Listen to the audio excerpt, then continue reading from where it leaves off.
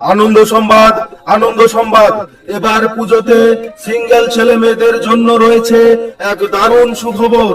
যেসব ছেলে মেয়েদের গার্লফ্রেন্ড ও বয়ফ্রেন্ড নেই, এবছর পুজোতে তাদের পছন্দ মতো মোটা, চিকন, কালো, ফর্সা, লম্বা, বেটে বিভিন্ন রকমের গার্লফ্রেন্ড ও বয়ফ্রেন্ড ভাড়া দেওয়া হবে।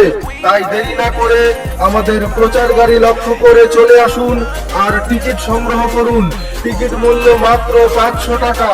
অগ্রিম বুকিং করলে দশমীতে খাওয়ার জন্য একটি 750 মদের বোতল পাবেন সম্পূর্ণ বিনামূল্যে।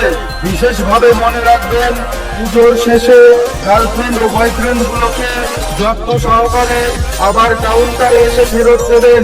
ধন্যবাদ অন্তে পশ্চিমবঙ্গ সিঙ্গেল কমিটি। কি বললো? গার্লফ্রেন্ড ভাড়া দিচ্ছে, সাথে মদ ফ্রি দিচ্ছে, আমার একটা টিকিট লাগবে। তুমি উঠছো কেন? শুনলে পুরুষই গার্লফ্রেন্ড ভাড়া দিচ্ছে, সাথে 750 মদ ফ্রি দিচ্ছে। আমি জানতাম এবার আমার গার্লফ্রেন্ড হবেই। শান্ত হও তুমি আমার গার্লফ্রেন্ড পাবে। মালের ছবি।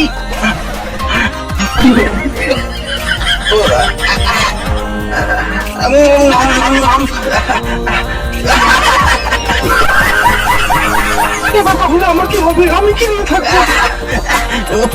আমার নতুন মা আসবে। বন্ধুরা কি বলে জানো, আমাকে নাকি শুধু হাত দিয়েই কাজ চালাতে হবে, কিন্তু এবার আমার গার্লফ্রেন্ড হবে, তাই না বলো ফুলটুসি? বলো, এবার পুজোতে আমি আর সিঙ্গেল থাকবো না।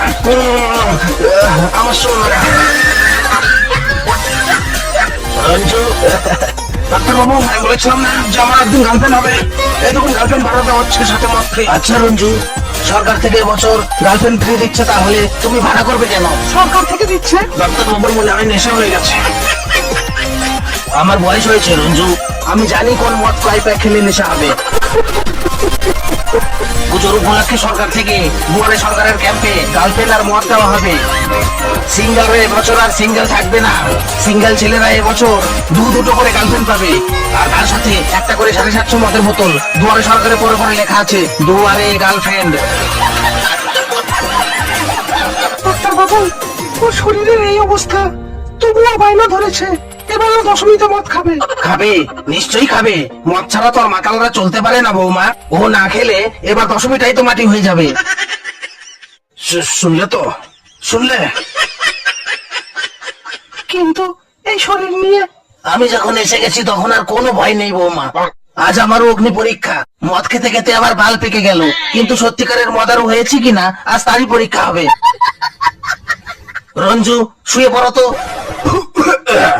ও বলছিল বুকের মধ্যে ঘ্যার ঘ্যার করে, এই অবস্থায় দরকার হলে আমার কিডনি খুলে নিয়ে আমি ওর বুকে বসিয়ে দেব, কিন্তু ওকে মদ খেতেই হবে বৌমা।